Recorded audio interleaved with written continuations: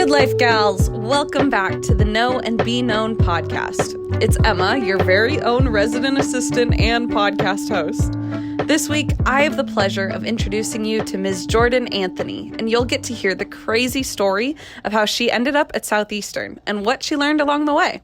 I am so excited to see what God has in store for her here, following the true leap of faith she took in showing up this past August. But, as always, let's hear a word from our sponsor before we jump in. This week's podcast is sponsored by Fire Funds. Fire Funds, making you feel like you're getting free food when you're actually already paying for it. Fire Funds are also the best way for you to screw up budgeting without going broke. A few of you listening are probably on your last $50, and others of you are saving to splurge during finals. Wherever you land, thank you, Fire Funds, for sponsoring this episode of Know and Be Known. Episode 3, The Faithful Student. Hello, Jordyn. Hi. It's so good to meet you. Good to meet you, too. It's so good to be here with you. Yes. I'm so excited to have you on our podcast. Yeah. Yeah, how are you feeling? I'm really excited and a little nervous because I've never done a podcast before, but this is going to be fun. It will be fun. Yeah. We're going to have a good time. Yeah. So just start off, tell us a little bit about yourself. Well, my name is Jordyn, and I am a worship ministry, not intern, major. Yep. I was this summer, so that's what's in my head right now. But I'm a worship ministry major. I'm a freshman. I'm about to be 19. I'm from Indiana, Kokomo, Indiana, about an hour north of Indianapolis. If you have any idea what that is, probably don't, but that's okay. I don't know. I used to play soccer. Wasn't great at it, but did it. I'm also a theater nerd, and yeah, that's Great. about it. That's so good. I love that you're like, nobody's gonna know. I tell people, I'm from Iowa, right? Yeah. So I tell people I'm from Iowa, and they're like, oh, potatoes, way out there in the West. And I'm like, No. nope. Corn, Yep. pigs, a lot of pigs. Corn, soybeans. Yeah, my high school had a windmill in the back of it, and I didn't realize that was weird until I moved here. Yeah. You want to know a fun fact? Yes. This is so random. My hometown has the largest working windmill in the United States. Wow. So it mills grain. And that's my hometown. Super cool. Super cool. But anyways, this is not about me. That's a good flex. Yeah. How'd you get to Florida? So I actually got to Florida the summer before we moved in here. So I'm from Indiana. I knew a family that moved to here for ministry. They work at a church in Fort Pierce, Florida, and they asked me to be an intern this summer, so I moved there for the summer. So I moved up early. I lived with myself. I would not recommend that if you're an extrovert, but I did it, and it was super, super fun. And so that's how I got here for the summer, and then lots and lots of things happened where the Lord was super faithful and just really speaking in a lot of ways that led me to Southeastern, because I wasn't going to come to the school, actually. I was going to go to a school in Ohio called Cedarville University, studying pharmacy. Not anymore, but I was. That was the plan. So me and my friend, we always talk about, I was like, yeah, that was your plan, but this is God's plan. And I was like, you're right. So that's super, super cool. Yeah. Are there any of those moments where God led you to Southeastern that just kind of like stick out? Oh, for sure. So, all of June, my plan was to I was going to go to Cedarville University. I was going to study pharmacy. And, I knew that since junior year, honestly. And everything seemed to fall in line to go to that school. My grandma graduated from there. It's only 3 hours away. It all just made sense. And then, so all of June, I knew that. And then July came around, and I had an offer from the church to stay. And at first, I was really upset about it. I was like, Lord, why would you throw this curveball at me when I have my plans, everything's set up, it's gonna work out nicely, and why would this even be an option? And so I was just like, Lord, if this is really where you want me, and this is where you're calling me, you better make it really obvious. I was like, I don't want to change my plans just like that. I need evidence, you know what I mean? This is where I need to be. And he definitely made that clear, because first off, I just fell in love with the church that I was working for. They're like family to me now. Mm-hmm. Like, I call Fort Pierce my home, and then Kokomo my home, which is super funny. But I was actually looking into schools for pharmacy here, because I at this time didn't want to change my major. I looked at PBA, did not like it. And so I came home, and at this point I wanted to stay in Florida, but I just didn't know where to go. And so I met one of my really, really good best friends now, and her name is Alyssa, and she was already going to Southeastern University, and she was like, well, why don't you look at this school? And I was like, I don't know, like, they don't even have pharmacy, so if I went to that school, I'd be giving up that as well. Mm-hmm. And I'm not sure I'm okay with giving up so much already. Yeah. Like, giving up my dream school, quote unquote, and my major that I was set on, you know? And then she's like, well, they have a really good worship team. And I was like, oh, everyone says that. She's like, it's on Spotify. Okay, everyone says that too. And so I'm like, okay, just show it to me. And it didn't register to me that SU worship and Southeastern University were the same thing. Because I had been listening to SU worship since freshman year of high school. Wow. And we had played them in my youth group, and, like, you know, in the stereo system. Like, I knew their songs. I have them in my playlist, and I was like, oh my gosh, I know them. Mm-hmm. And so I was like, okay, that's kind of cool. I'm like, I like that.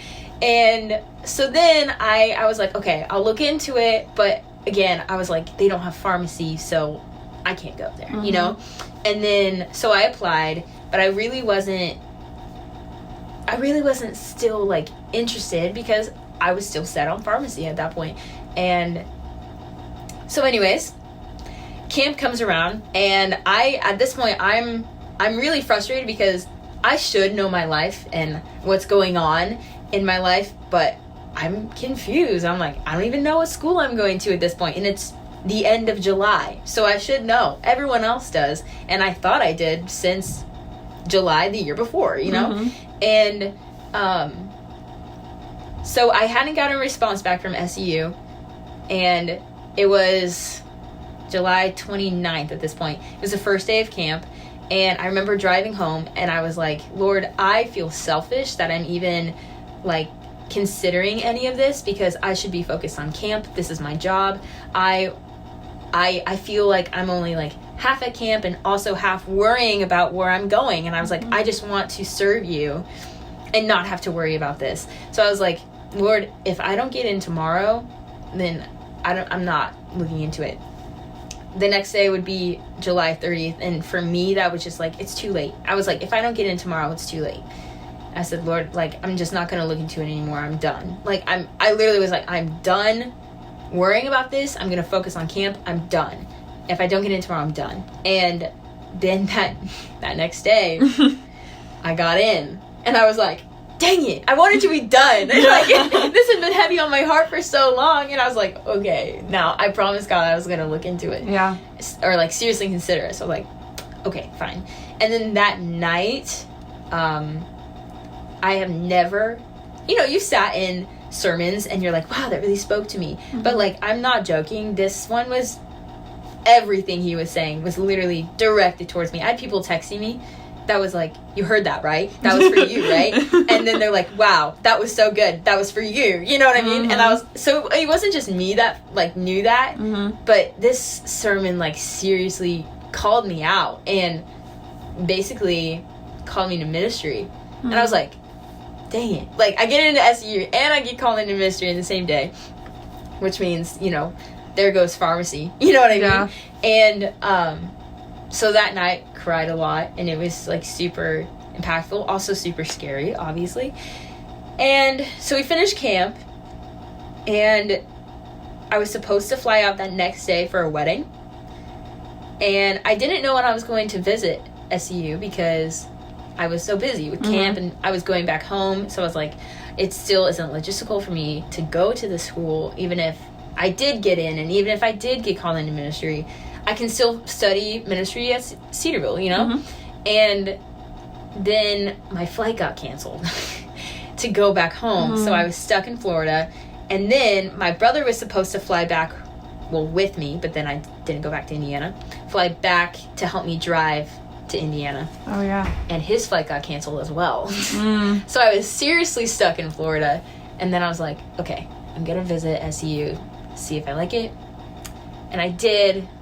And so I just jumped in. And my thing, like, it, let me tell you, it was so scary telling my parents, deciding to put my foot down, mean like, I'm changing all my plans.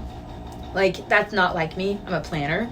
And to change my plans like that, everyone from back home was like, who are you? Yeah. Like, you know your plans, you know where you're going.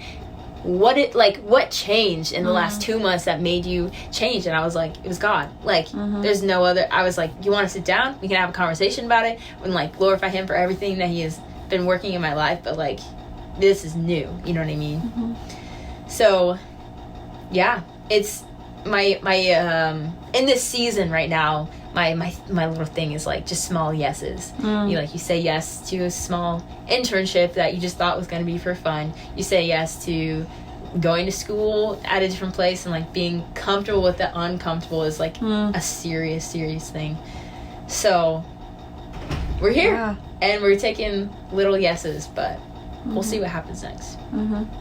I love that. I love the thought of little yeses turning into bigger yeses that you couldn't have even imagined when you said yes to that first small thing. Yeah. And how sometimes you're in one place and you think like, I'm just going to be here for a season, but that place leads you to the next place, to the next. It's such a testament to God's faithfulness in your life and in all of ours. So I love that. Yeah. I wanted to ask you a little bit more about how hard it was to let go of a lot of those dreams and to live so far away from your family. What is that experience like? And what would you say to anyone who's having to let it go of some of their goals or plans right now to pursue what the Lord has called them to? Yeah. So my family is, I love my family so much. They mean the world to me. They're like my backbone. And to move away from them was something that I didn't know I needed, because it made me like think for myself. And I didn't know I needed that for the summer, going into something that I had to make a decision for myself, basically. And, but letting go of that was super hard, because my family, they're very STEM oriented. My dad's an engineer, my brother's an engineer, my mom's an accountant. So it makes sense for me to go into pharmacy. That's the safe thing to do. And, to be called into ministry and worship ministry is not safe. It's not something that you're like, oh, you're going to be okay in life, you know? And I remember that night that I got called into ministry, I went to like this room I didn't know I knew no one was going to be in. And I just started crying, and I was like, Lord, what's going on? What did you just do? You know?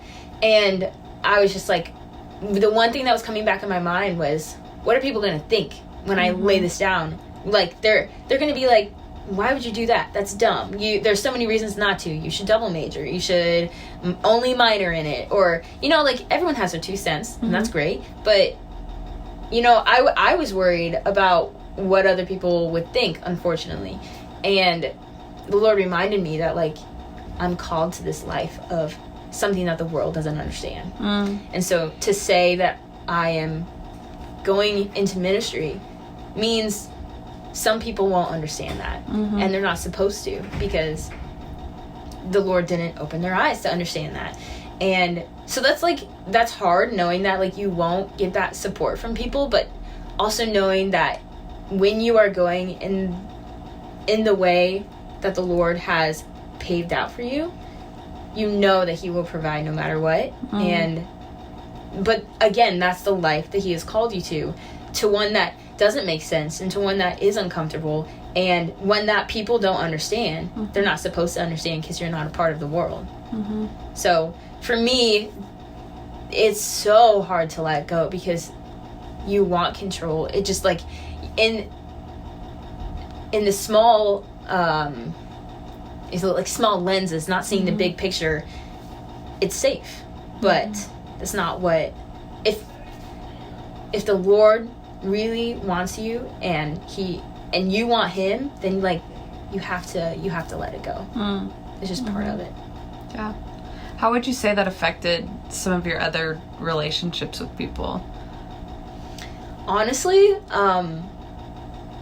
I think the Lord has really blessed me with people that support me and encourage me in a lot of ways. And again, I think the Lord gives small blessings. So even though the big picture is really, really scary and you're like, I don't think I can do it, he gives you little things that are just like, you can do it, you can do it, you can do it. And so, like, relationships, I think, is one of them. Like, Alyssa, she is definitely such a blessing in 100 ways. You know what I mean? And having Fort Pierce as, like, a second home is also a blessing.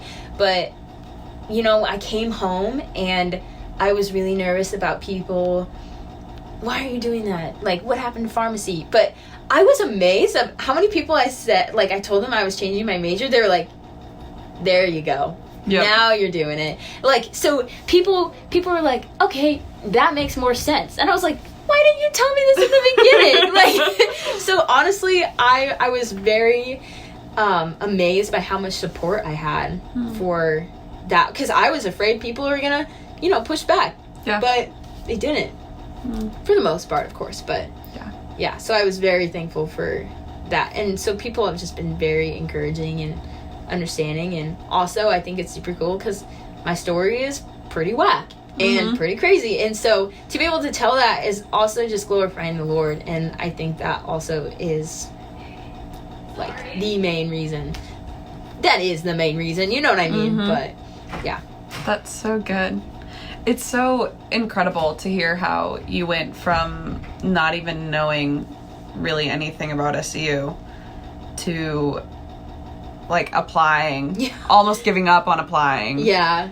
And then visiting and moving in 3 weeks later, not even. Later. Yeah. It's crazy. Yeah.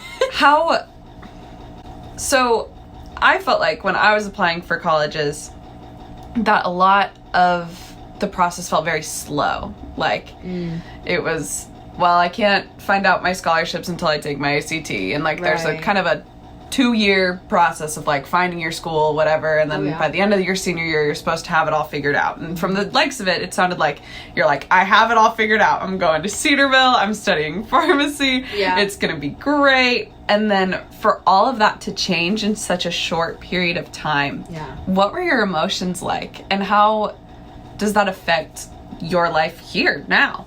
Yeah. Honestly, I will have to say, with also planning camp, which is a huge, not a wonderful burden is what I like to call it. But having all of that happening at the same time, it was a lot. It really was. And quite honestly, I didn't handle it great. Like, there were some days where I just, like, didn't eat, and that probably wasn't healthy for me. But I also learned a lot at the same time about, like, I didn't feel complete peace about Cedarville just because the unknown is scary regardless. And I also didn't feel complete peace about SCU as well. And so I remember asking people that I really look up to, I was just like, I don't really have peace about either. Like, either way, it's change, you know? And they were like, well, it's being human, it's just something that is not going to happen. Like, there is a supernatural peace that is possible and does happen, but, like, I didn't have complete peace about either of them. And so kind of it was almost comforting to know that you're not really supposed to have complete peace about that. And also, I loved Cedarville. I was obsessed with it. I had all the merch, and I knew all of the campus. I had my roommate, and, like, everything was ready. And so moving here, or even just thinking about applying, I didn't know anything about the school. I didn't do any research on it because I didn't really have time. And so I remember I moved in, and I didn't love the school. You know, I was just like, this is the school that the Lord wants me at, but it's not the school that I chose. So I was a little, like, almost salty, like, because all the freshmen were, I love this school, I can't believe we're here. And I didn't love the school because I didn't choose it, you know? I chose Cedarville, and I love that school. And so for this month, I've really been praying, like, and this, you know, this isn't even important because the Lord has already placed me here, so I know this is where I need to be. But I was like, Lord, please help me love the school because I loved Cedarville, and it's hard doing that comparison game. Yeah. Be like, oh, SU has this, Cedarville has that. I'm like, that's just not healthy. And so I was just like, Lord, please help me fall in love with the school like I did Cedarville. And the Lord has been super faithful and just allowed me to fall in love with the school every single day. Like, I just love it. Like, I'm learning to love it, you know, which is super awesome. And it's not necessary to love the school you're going to, but it is definitely a little blessing. Yeah. That makes it a little bit easier. And I think that's such a good reminder too, just like with any sort of love, is that it's not always that initial feeling. Yeah. Where like when you met Cedarville, I love Spanish. This is, okay, me geeking out a little bit. In Spanish, like when you go to a place, like you get to know a place. So like they use the word that they use to know a person for places too. Yeah. So when I say when you met Cedarville, you were like instantly in love there. Yeah. And Southeastern wasn't that same feeling. But you're here and you're choosing to love this place. Yeah. And that takes work. And I think our relationships with one another, our relationship with God is a choice at the end of the day to love one another and to love people and to love God. Yeah. And so that's just a really cool example of that in a thing that like seems minuscule, but it really isn't. You know, you want to love where you're at. Yeah. And some of that is choosing to be happy and grateful for what you have. For sure, yeah.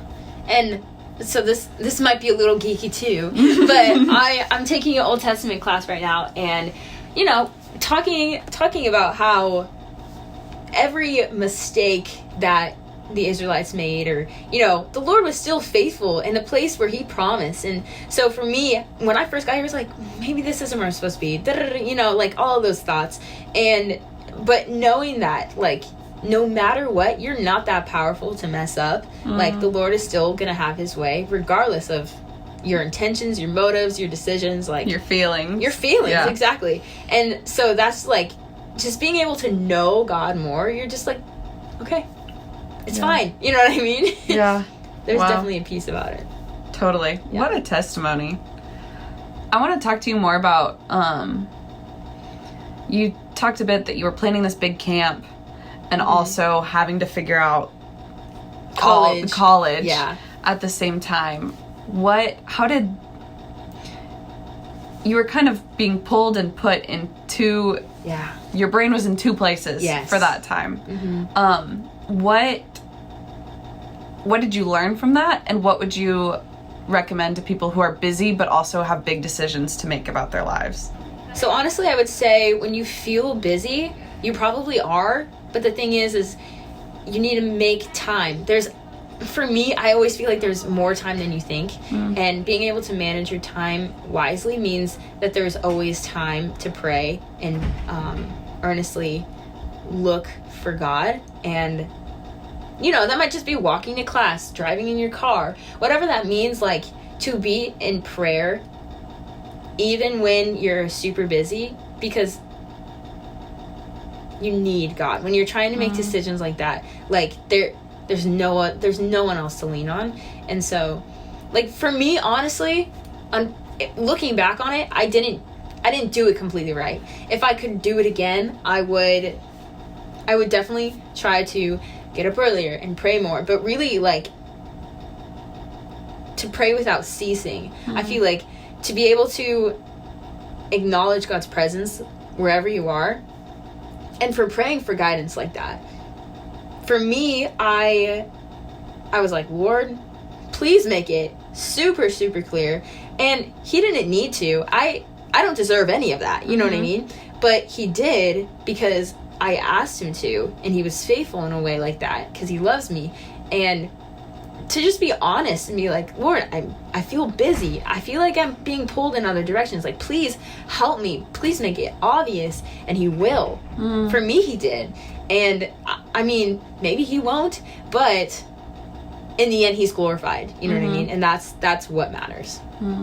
That's so good. Yeah. I can just tell in the way you've been talking that you're so filled with the Holy Spirit and discernment, and that you just love God and have a passion for him, which is so cool to sit and hear about. I've really enjoyed having you and talking with you. Yeah. Is there anything else you want to share about your story? Or any advice you'd give to people in similar situations as well? Yeah. I would say if you feel a tug and it doesn't make sense, or maybe like you're thinking logistically, because that's how my brain works too. I come from a STEM family, so I understand. If it doesn't make sense, it doesn't need to. If it's something that the Lord is calling you to, you don't need X, Y, and Z, because those things will be provided. And that's scary to think about. I understand that completely. But if the Lord is leading you, you have to take those small yeses, because He will provide, and it will be greater than you ever could even imagine. So I would just, if you're being called, or you feel like somehow you are being pushed one way or the other, I would just say take a step in faith. You know, it might seem stupid, but I promise you, like, it is so worth it. And, like, for me, like, you said that I sound like I'm full.